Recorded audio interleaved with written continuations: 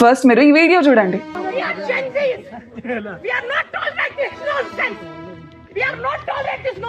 ఈ video report అయింది లడాక్ ఏరియాలో కార్గిల్ దగ్గర మినిమార్క్ చెక్ పాయింట్ దగ్గర.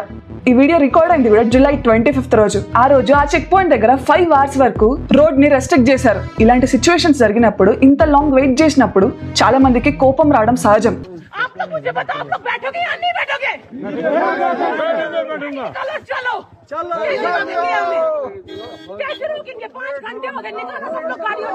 ఇలాంటి సిచ్యువేషన్స్ ని ఎవరైనా కూడా క్వశ్చన్ చేయొచ్చు. మనది ఒక democratic nation. But democratic nation అని చెప్పి, ఫ్రీడమ్ ఆఫ్ స్పీచ్ ఉందని చెప్పి ఆర్మీని క్వశ్చన్ చేయడానికి మనం ఎవరం కూడా సరిపోం.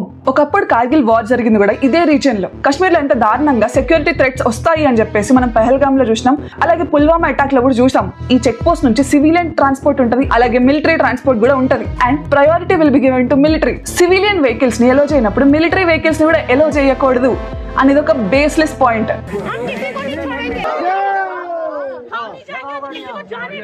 ఫస్ట్ పాయింట్, ఒకవేళ ఆ మిలిటరీ వెహికల్ అక్కడికి వెళ్ళకపోతే ఆ ఏరియాలో ఉన్న పీపుల్ గానీ, ఇక్కడ మనం గానీ ఎవరం కూడా సేఫ్ గా ఉండం. రెండవ బేస్లెస్ పాయింట్ ఏంటంటే, వీళ్ళు టాక్సెస్ పే చేస్తున్నందువల్లనే ఆర్మీ ఉంది అని వీడు అనడం.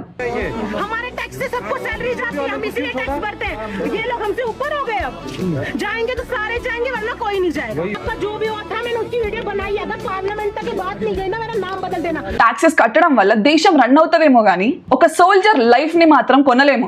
ఈ అమ్మాయి చేసిన థర్డ్ మిస్టేక్ ఏంటో తెలుసా? కాశ్మీర్ వాళ్ళతో ఇట్లనే చేస్తున్నారు కదా, ఇప్పుడు బయట స్టేట్స్ నుంచి వచ్చే వాళ్ళతో కూడా స్టార్ట్ చేశారా అని అడిగింది ఒక బ్లండర్ క్వశ్చన్.